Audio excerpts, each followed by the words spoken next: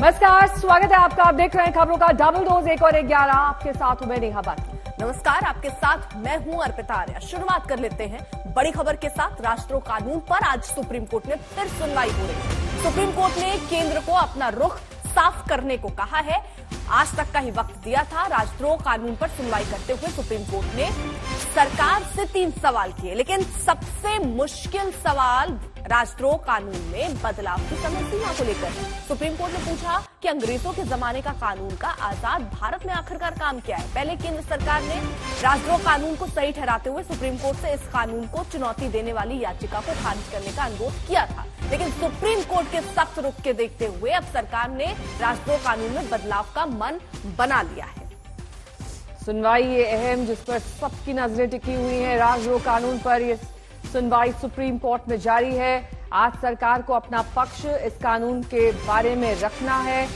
Court ने समय सीमा को लेकर पूछा है सवाल कि कब तक इस कानून पर अपना पक्ष रख दिया जाएगा। कोर्ट ने समय पूछा है। कोर्ट ने पूछा है कि बदलाव तक नए केस दर्ज होंगे या फिर नहीं, यानी कि जब तक नया कानून नहीं आता है तब तक कैसे जो अलग अलग अधिनियम है उनके तहत धाराएं दर्ज की जाएंगी या फिर नहीं।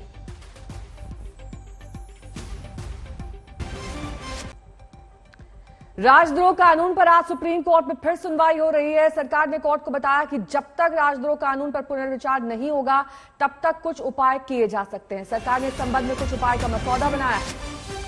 सॉलिसिटर जनरल ने कहा कि हालांकि संज्ञेय अपराध के मामले में एफआईआर दर्ज से हम रोक नहीं सकते, लेकिन राष्ट्रीय कानून दर्ज करने के लिए एसपी रैंक के अधिकारी की इजाजत लेनी होगी। राष्ट्रों के अनगिनत मामले अदालतों के सामने लंबित है, इसलिए इसमें अदालतों को ही तय करना होगा। इन धाराओं से जुड़े मामलों में जमानत की अर्जी पर शीघ्र सुनवाई का प्रावधान होगा।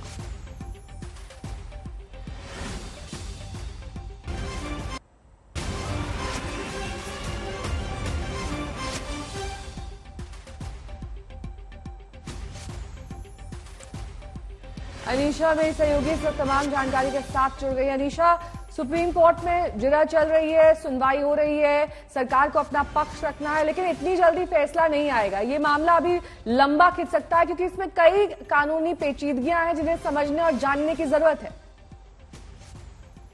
जी हाँ, देखिए, इस मामले में कानूनी पेचीदगियां तो बहुत हैं और इस वक्त क्योंकि सुप्रीम कोर्ट इस प्रिलिमिनरी मुद्दे पर ध्यान दे रही है कि क्या उन्हें ये मामला किस बेंच के सामने सुनना चाहिए, क्या और क्या इस वक्त इंटरिम मेजर क्या लेना चाहिए। सरकार की तरफ से अभी ये कहा गया है सॉलिसिटर जनरल की तरफ से कि हम ड्राफ्ट डायरेक्शंस के सजेशन दे रहे हैं कि कोई भी एफआईआर सेडिशन के अंदर तब तक ना फाइल हो, कोई अरेस्ट तब तक ना हो, कोई एफआईआर तब तक ना हो जब तक कम से कम सुपरिटेंडेंट लेवल का ऑफिसर, पुलिस ऑफिसर, जो रिस्पॉन्सिबल ऑफिसर जिन्हें माना जाता है, वो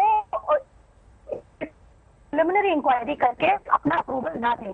ये चीज जो है ये सेक्शन 66A के टाइम पर जब श्रेया सिंघल वाला मैटर चल रहा तब भी हुई थी और ये एक सजेशन पहले भी आ चुका है। ये जो SC/ST कानून है उसमें भी इस तरह से होता है कि बिना प्रिलिमिनरी इंक्वायरी के, बिना सीनियर ऑफिशियल के अप्रूवल के एफआईआर नहीं होती। तो यही सजेशन अब सरकार ने सुप्रीम कोर्ट को दिया है कि अभी इस तरह से थोड़ी स्क्रूटनी की जा सकती है, लेकिन सरकार ने ये साफ किया है कि कोई भी स्टे नहीं लगाया जा सकता। इस कानून को फिलहाल अबेयंस में नहीं रखा जा सकता क्योंकि एक कॉग्निजेबल ऑफेंस है और जो अभी पेंडिंग केसेस जो हैं इनकी वो बहुत सारे केसेस हैं और उनकी ग्रेविटी में उनमें किस तरह के सीरियस ऑफेंस हो सकते हैं। कोई टेररिज्म का केस भी हो सकता है, कोई यूएपीए का केस भी हो सकता है। इसलिए उनके बारे में, जो पेंडिंग केसेस हैं उनके बारे में सरकार या कोर्ट कोई पॉलिसी का या ब्लैंकेट फैसला नहीं ले सकती। जिस कोर्ट के सामने वो केस चल रहा है उन्हीं को अपने विवेक से इसको देखना होगा, उस पर ऑर्डर देना होगा। हो सके तो कोर्ट जो बेल एप्लीकेशन है उनको एक्सपेडाइट कर सकती है। फिलहाल लेकिन पिटिशनर्स की तरफ से इस बात पे ऑब्जेक्शन रेज किया गया है कि इस तरह से इसको टाला नहीं जा सकता। बात को कोई स्टे होना जरूरी है, लेकिन अभी फिलहाल हम इंतजार कर रहे हैं जजेस का, जो 3 जजेस की बेंच है। जजेस उठ के अंदर गए हैं अपने चेंबर में थोड़ा डेलिब्रेशन करने के लिए कि जो सरकार ने सजेशन दिया है और जो पिटिशनर कह रहे हैं उस पर किस तरह से फैसला कोर्ट कर सकती है। अभी कुछ ही मिनटों में कुछ सुप्रीम कोर्ट की तरफ से प्रोनाउंसमेंट होने की उम्मीद है। अनीशा, क्या कोई अंतरिम आदेश आ सकता है आज कोर्ट की तरफ से? देखिए, अभी हम ये नहीं कह सकते कि अंतरिम आदेश अभी आएगा या नहीं। उम्मीद फिलहाल यही की जा रही है कि कोई इंटरिम ऑर्डर आएगा, क्योंकि केंद्र सरकार ने भी अपना पक्ष रख दिया है। केंद्र सरकार ने अपने ड्राफ्ट सजेशन दे दिए हैं कि आप इस वक्त क्या कर सकते हैं, और कोर्ट को ये तो बताना ही पड़ेगा कि अगर ये केस आगे सुना जा रहा है तो किस तरह से ये केस चलेगा। तो कुछ ना कुछ इंटरिम ऑर्डर आने की पूरी उम्मीद है, लेकिन ऑर्डर क्या रुख लेगा, किस तरह से किया जाएगा, ये अभी कहना मुश्किल है। ठीक है अनीशा, लौटेंगे आपके पास। बीच बड़ी खबर उन दर्शकों को बता दें जो अभी भी हमारे साथ जुड़े हुए हैं। दरअसल देशद्रोह कानून को लेकर सुप्रीम कोर्ट में सुनवाई चल रही है। 3 जजेस की बेंच है जिन्हें इस मामले में सुनवाई करनी है, और साथ ही सुप्रीम कोर्ट की ओर से ये कहा जा रहा है कि सरकार अपना पक्ष रखे। सरकार ने कहा है कि पुलिस को केस दर्ज करने से रोका नहीं जा सकता है, यानी कि जब तक फैसला नहीं आता है तब तक केस दर्ज किए जाएंगे। कानून पर तत्काल रोक की जरूरत है, ये कपिल सिब्बल ने अपनी जिरह में कहा। काशी विश्वनाथ मंदिर और ज्ञानवापी मस्जिद विवाद में आज स्थानीय अदालत सर्वे की नई तारीख का ऐलान कर सकती है। कल इस मसले पर हुई सुनवाई में सर्वे की तारीख तय नहीं हो पाई। कोर्ट कमिश्नर की निष्पक्षता के मामले में दोनों पक्षों के बीच जोरदार बहस हुई। आज कोर्ट में इस मामले को फैसला आ सकता है।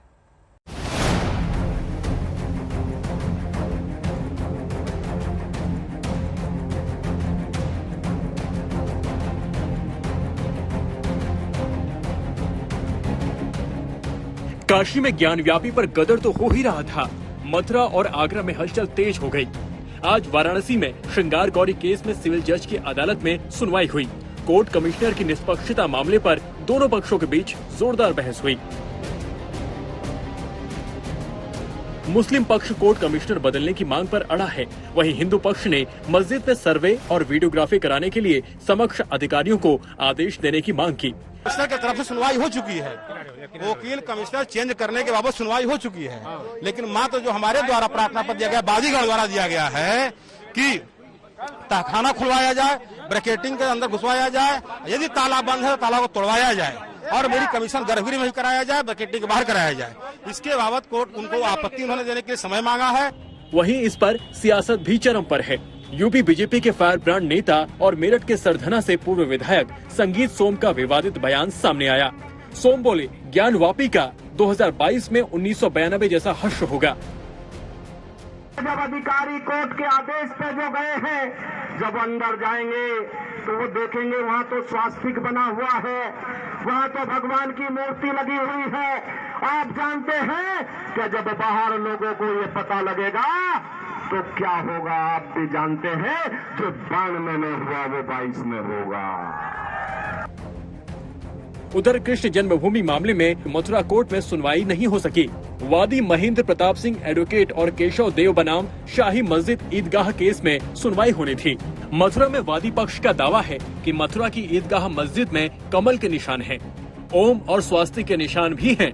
इसके अलावा मस्जिद में हिंदू कलाकृतियां हैं। ईदगाह मस्जिद के विरोध में अब तक 10 केस दायर हैं, जिनमें से एक अहम केस 13.37 एकड़ जमीन के मालिकाना हक को लेकर भी है, जिसमें से 10.9 एकड़ जमीन श्री कृष्ण जन्मभूमि के पास और 2.5 एकड़ जमीन शाही ईदगाह के पास है। इन सभी मामलों में कोर्ट के फैसले का इंतजार है। हमारा कहना है कि जो मस्जिद परिसर है उसका वीडियोग्राफी कराई जाए, फोटोग्राफी कराई जाए, और वहाँ एडवोकेट कमिश्नर जाए और एडवोकेट कमिश्नर मौके पर जाकर के पूरे तथ्यों का अवलोकन करे। वहाँ जो जो हिंदू चिन्ह है, कमल है, गदा है, शंख है, ओम है, स्वास्तिक के चिन्ह है, उन सब का उसमें रिकॉर्ड आना चाहिए। और हम चाहते हैं कि न्यायालय के सामने ये सभी तथ्य प्रस्तुत होने चाहिए, और जैसा कि काशी के मामले हुआ उसी तर्ज पर यहाँ भी आदेश होना चाहिए, ऐसा हमने न्यायालय से निवेदन किया। उधर ताजमहल मामले में 12 मई को सुनवाई होगी।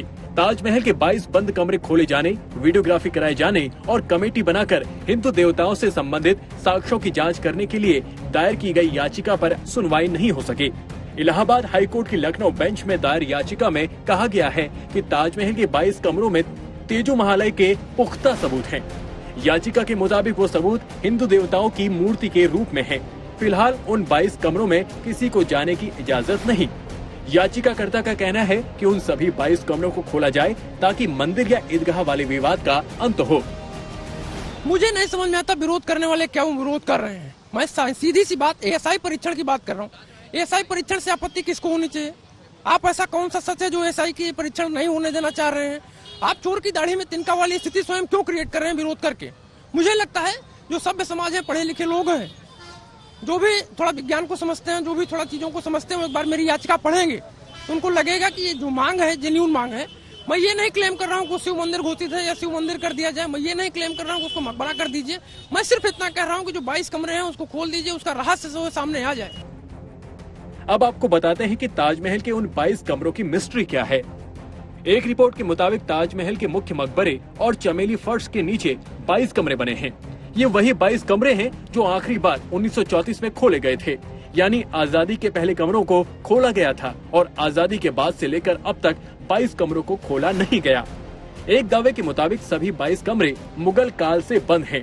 साल 1934 में भी इसको सिर्फ निरीक्षण के लिए खोला गया था, लेकिन रिकॉर्ड में इसका जिक्र नहीं है। तो सबसे पहली मांग हमारी है कि वो जो 20 से ज्यादा कमरे हैं उन कमरों को खोला जाए। दूसरा, एक फैक्ट फाइंडिंग कमेटी बने जो कि ये निर्धारित करे, जो तय करे, जो ये फाइंड आउट करे कि आखिर ये जो 22 कमरों का रहस्य क्या है और इस पूरे ताजमहल का रहस्य क्या है। आखिर ये वाकई में क्या राजा मानसिंह का पैलेस था, तेजो महालय था, वहाँ पे भगवान शिव की मूर्ति थी, उसको जो है शाहजहां ने टेक ओवर किया और वहाँ पे जो उनकी बेगम थी मुमताज 600 किलोमीटर दूर जहाँ उनकी मृत्यु हुई थी वहाँ से ले आके उन्होंने वहाँ पे उनको दफनाया, या फिर ये वाकई में ताजमहल है। और शुरुआत करेंगे इस वक्त की बड़ी खबर के साथ जो कि भीलवाड़ा से आ रही है, जहां पर बीजेपी विश्व हिंदू परिषद और अन्य संगठनों का प्रदर्शन चल रहा है। युवक की हत्या मामले में भीलवाड़ा बंद का ऐलान किया गया। बीती रात ही युवक की हत्या बीच चौराहे पर कर दी गई। आरोप दूसरे समुदाय के लोगों पर लगा। तनाव को देखते हुए शहर में कल सुबह 6 बजे तक इंटरनेट सेवा बंद कर दी गई है और इस बीच आवाहन भीलवाड़ा बंद का हिंदू संगठनों की तरफ से हत्या के विरोध में प्रदर्शन और शहर की दुकानें जो हैं अब वो हिंदू संगठन बंद करा रहे हैं। जमकर नारेबाजी वहां पर हो रही है। परिवार वालों का कहना है कि ये विवाद जो था उसको दरअसल सुलझा लिया गया था। माफी तक मांगने के बावजूद ये हत्या की गई है। बीच चौराहे पर चाकू से गोदकर ये हत्या की गई। अस्पताल ले जाने से पहले ही आदर्श की मौत हो गई थी, जिसके बाद तनाव भारी बढ़ गया। परिवार वाले ये कहने लगे जब तक गिरफ्तारी नहीं होगी तब तक वो शव नहीं ले जाएंगे, जिसके बाद 3 लोगों की गिरफ्तारी हुई है। 2 इसमें से नाबालिग हैं, 1 बालिग जिसकी गिरफ्तारी हुई है। लेकिन प्रदर्शन और तनाव ये दोनों खत्म नहीं हो रहे हैं और राजस्थान को लेकर बीजेपी लगातार ये आरोप लगा रही है कि वहां माहौल बिगड़ रहा है और गहलोत सरकार सो रही है। वहीं गहलोत सरकार का कहना है कि माहौल बिगाड़ने में सबसे बड़ा अगर किसी का हाथ है तो वो खुद बीजेपी का है, क्योंकि चुनाव होने वाले हैं और ऐसे में माहौल चुनाव से पहले बीजेपी खराब करती है और ये आरोप गहलोत सरकार की तरफ से लगाया जा रहा है। लेकिन फिलहाल तनाव को देखते हुए भारी सुरक्षा बल की तैनाती की गई है। अलग अलग इलाकों में एहतियाती कदम उठाते हुए इंटरनेट सेवा भी बंद कर दी गई है ताकि किसी भी तरीके से माहौल जो है वो खराब ना हो। लेकिन हत्या के विरोध में प्रदर्शन जमकर हो रहा है। सड़कों पर भारी तादाद में लोग दिख रहे हैं, वो प्रदर्शन कर रहे हैं। वहीं बजरंग दल, वीएचपी के लोग और बीजेपी के कार्यकर्ता भी अब सड़कों पर उतरे हैं और बंद का आह्वान आज किया गया है। तनाव को देखते हुए भारी संख्या में इसी लिहाज से पुलिस तैनात की गई है। नेहा, बिल्कुल, और पूरे इलाके में और ज्यादा तनातनी ना बढ़े, माहौल और ज्यादा खराब ना हो, इसे देखते हुए 24 घंटे के लिए इंटरनेट सेवा बंद कर दी गई है। 22 साल का आदर्श तापड़िया, जिसकी तस्वीर आप देख सकते हैं, बीती रात सरेआम इसकी हत्या कर दी गई, जिसके बाद हिंदू संगठन अब विरोध प्रदर्शन में सामने आ गए।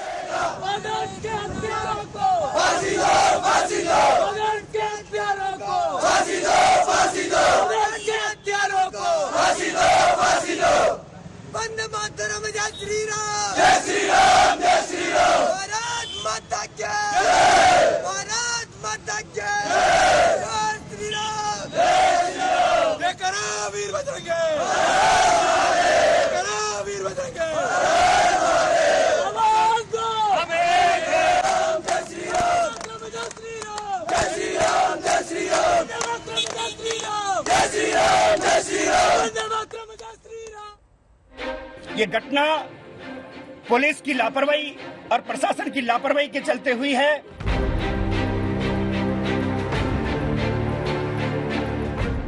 जब तक अगर पकड़ में नहीं आए तो हम बॉडी नहीं उठाएंगे।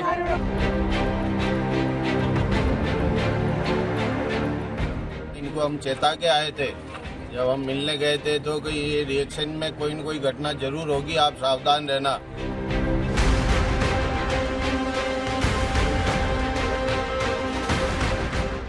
निश्चितकालीन तक भीलवाड़ा बंद किया जाएगा।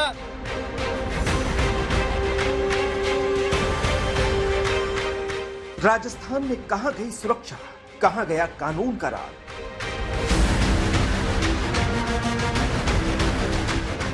कैसे कहें कि भीलवाड़ा की पिछली घटना से गहलोत सरकार ने सीख ली?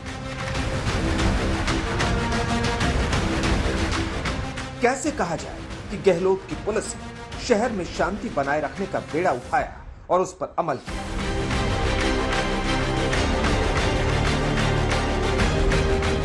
भीलवाड़ा की पुलिस गश्त करती रह गई, चौकसी बढ़ती रह गई और एक युवक की सरेराह हत्या कर दी।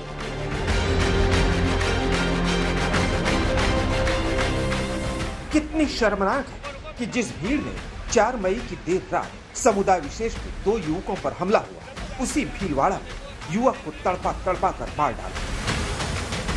मेरे भाई का फोन आया 10:51 पे, उसने फोन करते बोला जल्दी है, पठान मुनाफ अदनान इन्होंने घेर रखा है, जल्दी आ। तो मैं गया और जिसने देखा तो मतलब अब क्या नाम है उसका, टोनी ही खड़ा था और पीछे उसके पीछे वो मुनाफ डंडा लेके खड़ा था। इब्राहिम और अदनान ने उसको पकड़ रखा था, तो उसने डंडे की रखी मेरे सामने और टोनी ने वहीं चाकू डाल दिया। तो भाई की वही डेथ हो गई थी? हाँ नहीं अंकल, वहाँ डेथ नहीं थी, वो हॉस्पिटल लेके आए थे मेरे मामा और ये सब, तो फिर हॉस्पिटल। अच्छा, और कोई पुराना झगड़ा नहीं था ना? नहीं अंकल, पुराना झगड़ा नहीं था। बीती रात बीच चौराहे पर सरेराह कुछ लोगों ने आदर्श तापड़िया नाम के इस युवक की बेरहमी से जान ले ली। यहाँ क्या बात हुई थी रात को? रात्रि को यहाँ लड़ाई झगड़ा होकर चक्कूबाजी की बात हुई थी। उसके बाद उसकी आदर्श नाम का लड़का, उसके डेथ। यहाँ इसी जगह हुआ था झगड़ा? झगड़ा इसी जगह हुआ था। कितने थे हमलावर, कुछ ध्यान है? हमलावरों का तो मेरी जानकारी में नहीं है, न मैंने इतना पूछा, मगर हमला यहाँ 3-4 लड़कों ने किया। शहर के शास्त्री नगर चौराहे पर चाकुओं से युवक को गोदकर गंभीर रूप से जख्मी कर दिया, ठीक इसी जगह पर जहां खून के धब्बे वारदात की गवाही दे रहे हैं। इनको हम चेता के आए थे। जब हम मिलने गए थे तो कि ये रिएक्शन में कोई न कोई घटना जरूर होगी, आप सावधान रहना। लेकिन प्रशासन ने उस पर ध्यान नहीं दिया और ये घटना हो चुकी है। 4 मई की रात सांगानेर इलाके में समुदाय विशेष के 2 युवकों पर हमला हुआ था। बाइक भी फूंक दी थी। उस वारदात के बाद भी हालात बिगड़े थे। अब युवक की बेरहम हत्या के बाद फिर से शहर में तनाव है। एक हफ्ता पहले हुए हमले के बाद खुद मुख्यमंत्री अशोक गहलोत ने बड़े बड़े दावे किए, बताया कि कैसे उनकी पुलिस उपद्रवियों को सबक सिखाने में जुटी है। ये भी बताया कि दोबारा ऐसी घटना ना हो, उसके लिए कैसे सरकार हालात पर नजर रखे हुए है। लेकिन समाज के दुश्मनों ने एक युवक की हत्या कर पुलिस प्रशासन के मुंह पर तमाचा जड़ दिया। जो पुलिस के अधिकारी हैं, प्रशासनिक अधिकारी हैं, केवल मात्र कांग्रेस के नेताओं के दबाव में जिस तरह से काम कर रहे हैं, भेदभावपूर्ण तरीके से काम कर रहे हैं। एक हिंदू युवक के साथ घटना होती है तो किस तरह कार्रवाई होती है, एक मुस्लिम के साथ में घटना होती है तो किस तरह की कार्रवाई होती है, पिछले 3 महीनों में हमने देखा है। बीच चौराहे आदर्श की हत्या के बाद परिजनों का गुस्सा फूट पड़ा। अब कह रहे हैं कि जब तक आरोपी गिरफ्तार नहीं हो जाते तब तक वो अस्पताल से शव नहीं ले जाएंगे। मुसलमानों ने मेरे भांजे को रोका, मारपीट की, प्लस चाकू मारा। इब्राहिम, टोनी, ये 7-8 जने थे और बिल्कुल ही ना रंजिश के चक्कर में मारा गए हैं मेरा भांजा। और बिल्कुल पुलिस यानी आप अच्छा सपोर्ट कीजिए, बिल्कुल कार्रवाई होगी। बिल्कुल अगर बॉडी नहीं उठाएंगे, जब तक अगर पकड़ में नहीं आए तो हम बॉडी नहीं उठाएंगे, हम बॉडी नहीं उठाएंगे। अभी गिने गिने 7 दिन बीते शहर को सुलगते हुए। एक हफ्ते के अंदर भीलवाड़ा में ये दूसरी संगीन वारदात है। एक बार फिर कानून व्यवस्था तार-तार हुई। जानकारी के मुताबिक पैसे के विवाद में आदर्श की हत्या की गई। इस मामले में पुलिस ने 3 को पकड़ा है, जिसमें से 2 नाबालिग बताए जा रहे हैं। शहर के हालात ना बिगड़े, इसके लिए प्रशासन ने सुबह 6 बजे से 24 घंटे के लिए इंटरनेट बैन कर दिया है। भारी संख्या में पुलिस बलों की तैनाती की गई है।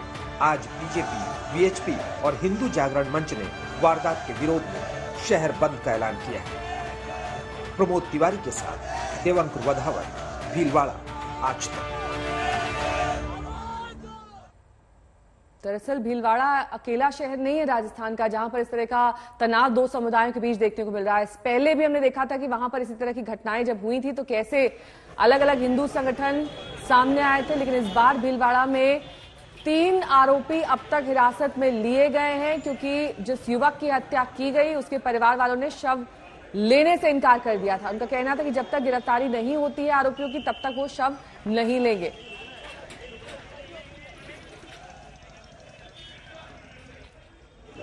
भीलवाड़ा में मंगलवार को एक हिंदू युवक की निर्मम हत्या के बाद आप देख सकते हैं किस तरह से वीएचपी, बजरंग दल, विश्व हिंदू परिषद के जो लोग हैं, कार्यकर्ता हैं, वो यहाँ पर रैली निकाल रहे हैं। कई दुकानों को बंद करवाया गया है और इन लोगों की मांग है कि जो आरोपी है उस मामले में उन सबकी धरपकड़ होनी चाहिए। इनकी मांग है कि जो परिवार है उसको 50 लाख रुपए का मुआवजा मिलना चाहिए। और आप देख सकते हैं किस तरह से राजस्थान में जो करौली में हुआ उसके बाद जिस तरह से जोधपुर में दंगे भड़के उसके बाद भीलवाड़ा का जो माहौल है वो आप देख सकते हैं किस तरह से संख्या में इस समय यहाँ पर लोग जो हैं वो निकले हुए हैं। इनके पीछे पुलिस का भारी जाब्ता है और ये जो सारे लोग हैं उनकी मांग है कि न्याय होना चाहिए। जो लड़का है जिसकी उम्र 20 साल की थी, वो जो लड़का है उसकी जो हत्या हुई उसके बाद इनकी मांग है कि इनको न्याय मिलना चाहिए। और इनका कहना है कि जब तक न्याय नहीं हो जाता तब तक जो लड़का है उसका जो पार्थिव शरीर है उसका अंतिम संस्कार नहीं किया जाएगा। कैमरा पर्सन निखिल शर्मा के साथ देवंकर वधावन, भीलवाड़ा, आज तक। और इस बीच आपको सीधे ले चलते हैं उस जगह पर जहां पर प्रधानमंत्री नरेंद्र मोदी के सियासी सफर के आज 20 साल पूरे हो गए हैं। उस पुस्तक का विमोचन चल रहा है। ऐसे मौके पर अमित शाह बोल रहे हैं। आप कर रहे हो जिसको मुख्यमंत्री बनने से पहले पंचायत चलाने का भी अनुभव नहीं था। मोदी जी जब मुख्यमंत्री बने उसके पहले कोई चुनाव नहीं लड़े थे, पंचायत के सदस्य भी नहीं थे। और ऐसी व्यक्ति को अचानक भूकंप से पीड़ित एक राज्य का मुख्यमंत्री बना दिया जाता है और उस वक्त बार बार चुनकर आना और इतना यशस्वी तरीके से गवर्नेंस करना, ये बहुत बड़ी अपने आप में उपलब्धि। में ये बात इसलिए कहता हूं कि मूल्यांकन के पैरामीटर्स तय होने चाहिए। गुजरात के अंदर सर्वसमावेशी और सर्वस्पर्शीय विकास हुआ। वो मोदी जी का व्यक्तित्व का परिचय कराता है। गरीबी से गुजरे हुए बचपन के कारण गरीब आदमी की कठिनाइयों और उसकी दिक्कतों से मोदी जी भली भांति परिचित। उन्होंने मुख्यमंत्री बनने के बाद संवेदनशील तरीके से समाज के अंतिम व्यक्ति के लिए योजनाएं कैसे बन सकती है और योजनाओं को बनाकर अंतिम व्यक्ति तक किस तरह से पहुंचा जा सकता है, इसका एक उत्कृष्ट उदाहरण लोगों के सामने दिया है। मित्रों, योजनाओं के बारे में मैं जरूर थोड़ी बात करना चाहूंगा। मोदी जी की योजनाओं का अनेक प्रकार का विश्लेषण हो सकता है, मगर उन्होंने योजनाओं को लोकाभिमुख बनाया है। गुजरात के कृषि महोत्सव के मॉडल का जो स्टडी करेगा उसको मालूम पड़ेगा कि परिवर्तन किस प्रकार से आता है। गुजरात के कृषि महोत्सव की परंपरा ने सिद्ध कर दिया कि लोकतंत्र को जवाबदेह, लोकतंत्र में एडमिनिस्ट्रेशन को जवाबदेह बनाया जा सकता है। हर गांव में कृषि महोत्सव का रथ पहुंचता था और जो सरकारी मदद लेने के लिए किसानों को तहसील लेवल पर और जिला लेवल पर बार बार जाना पड़ता था, वो सरकारी मदद उन्हीं के गांव के अंदर पहुंचाने की शुरुआत एक कृषि महोत्सव ने की। तो उन्होंने योजनाओं को लोकाभिमुख बनाया। मोदी जी ने योजनाओं के साइज और स्केल दोनों को बदलने का काम किया और योजनाओं को संपूर्ण समस्या के उन्मूलन की दिशा में प्रेरित किया। जैसे पहले योजनाएं बनती थी, इस बजट में इतने गांवों के अंदर बिजली पहुंचाएंगे, इस बजट में इतने घरों के अंदर बिजली पहुंचाएंगे, इस बजट में इतने शौचालय बनाएंगे, इस बजट में इतने लोगों को स्वास्थ्य कार्ड देंगे। मोदी जी की योजनाओं का अगर आप स्टडी करेंगे तो अब संख्या नहीं होती है, समस्या का संपूर्ण उन्मूलन होता है। देश में हर घर में बिजली पहुंचाएंगे, देश में हर घर में आज शौचालय पहुंचाएंगे, देश के हर घर में गैस का सिलेंडर पहुंचाएंगे, देश के हर घर में पीने का पानी नल से पहुंचाएंगे। समस्याओं का संपूर्ण उन्मूलन ये उनकी योजनाओं का विशेषता रहा और एक दृष्टि से साइज और स्केल दोनों को मोदी जी ने परिवर्तित किया है। उन्होंने कई प्रकार की योजनाओं की इस प्रकार से लिया कि समग्र क्षेत्र को आप समग्र क्षेत्र का सुधार कर सके।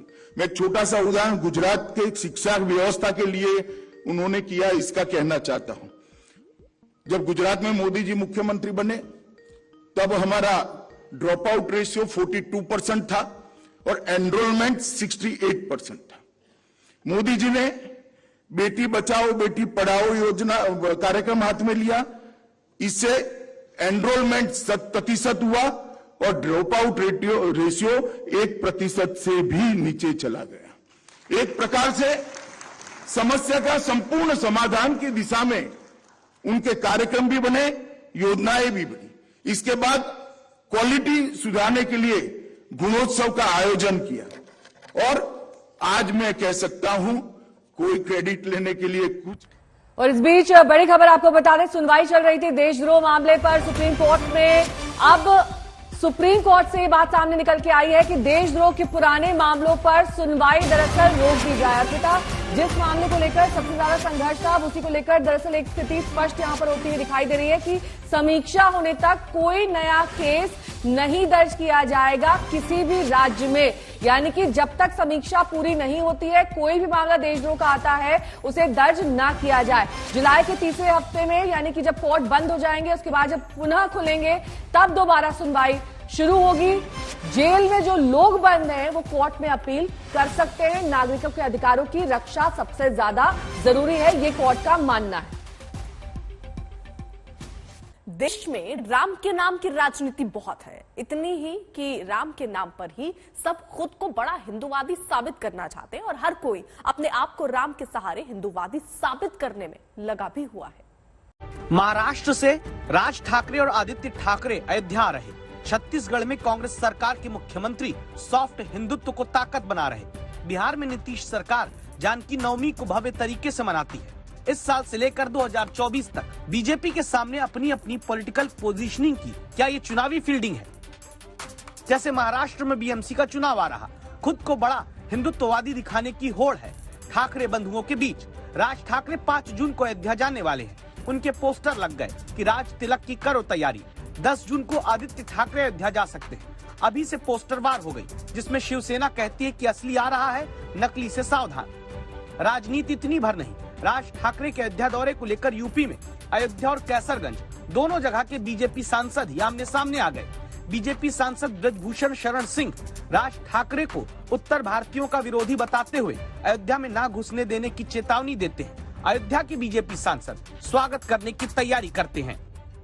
हनुमान जी की कृपा राज ठाकरे पर हुई है, इसलिए वह प्रभु श्री राम की शरण में आ रहे हैं और जो भी प्रभु श्री राम की शरण में आएगा, हम अयोध्या के राम भक्तों के सेवक होने के नाते उनका हार्दिक स्वागत करेंगे। भगवान राम के वंशजों को ही आप भैया कहोगे, भैया कहोगे, अपराधी कहोगे, पीटोगे और राजनीति करने के लिए राम जी का दर्शन करोगे। हम ही को मारोगे और हमारा नाम लेकर के राजनीति करोगे। ये नहीं होने दूंगा। क्या करेंगे आप? जो करेंगे दुनिया देखेगी। आप एक बात जान लो कि उनको घुसने नहीं दूंगा। एयरपोर्ट से आवे या ट्रेन से आवे, अयोध्या में उनको घुसने नहीं दूंगा। बीजेपी की ताकत हिंदुत्व है, बहुसंख्यक वोट का बहुत बड़ा गणित। उसी गणित को छत्तीसगढ़ में तोड़ने में लगातार कांग्रेस सरकार के मुखिया भूपेश बघेल जुटे हैं। राम वनगमन टूरिज्म सर्किट, बरगद, पीपल, नीम, कदम जैसे पेड़ लगाकर कृष्ण कुंज नगरों में विकसित करने की बात। राज्य में रामायण मंडली प्रोत्साहन योजना, शिवरी नारायण में रामायण इंटरप्रिटेशन सेंटर, चंद्रखुरी में भगवान राम की माता कौशल्या का मंदिर, लक्ष्मणेश्वर मंदिर और शबरी माता मंदिर, ये सब वो योजनाएं जिनके बाद राम किसके की राजनीति छत्तीसगढ़ में होने लगी। अयोध्या में राम जन्मभूमि मंदिर के निर्माण को इतने समय तक टाल के रखता है, आज अचानक राम भक्त होने का नाटक कर रहे हैं। मगर ये पूरी कांग्रेस पार्टी कितना भगवान पे निष्ठा रखती है। इन लोगों ने शपथ पत्र दिया था न्यायालय के सामने राम सेतु के मामले में। इनको तकलीफ क्या है? और ये तो वोट के लिए भगवान को मानते हैं, वरना इनकी आस्था नहीं है उसमें। ये केवल चुनाव आता है तभी जय श्री राम बोलते हैं, बचा समय इन लोगों को याद नहीं आता। ये जब अयोध्या वाला मामला भी आप देखेंगे तो 1925 से बना है, तो 1975 तक के 80 तक वो क्या कर रहे थे? तब उनको राम की याद नहीं आई। वो तो देखा कि इससे वोट मिल सकता है, इसलिए वो कूदे वहां।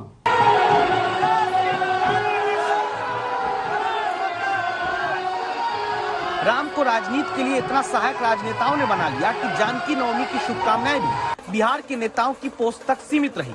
राम को अपनाने के लिए दौड़ने वाले राजनेता भी जानकी नवमी पर देश भर में बहुत सक्रिय नहीं दिखे। सिर्फ बिहार के सीतामढ़ी में ही उत्सव दिखता है। क्या इसलिए क्योंकि राजनेताओं को लगता है कि वोट सिर्फ राम के नाम से ही तो मिलते आ रहे हैं।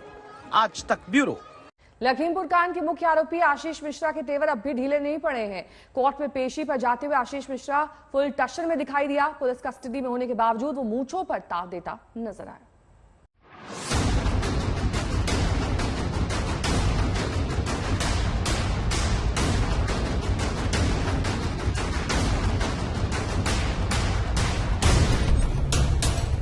इस एक तस्वीर से सारी बातें समझी जा सकती हैं। बातें ये कि आशीष मिश्रा की ठसक बरकरार है। बातें ये कि आशीष मिश्रा को किसी बात की चिंता नहीं है। बातें ये कि जेल जाकर भी आशीष मिश्रा परेशान नहीं है। बातें ये कि रस्सी जल गई पर ऐंठन नहीं गई। देखिए, पुलिस की गाड़ी से आशीष मिश्रा किसी वीआईपी की तरह उतरता है। क्या हाल है? बढ़िया बढ़िया। सरेंडर किया है भाई। कोर्ट परिसर में अपने चाहने वालों से गले मिलते, आशीर्वाद देते, हालचाल बताते हुए आगे बढ़ता है। वो पुलिस की कस्टडी में ऐसे चलता है जैसे वो आरोपी नहीं बल्कि पुलिसकर्मी उसके सुरक्षा गार्ड हैं।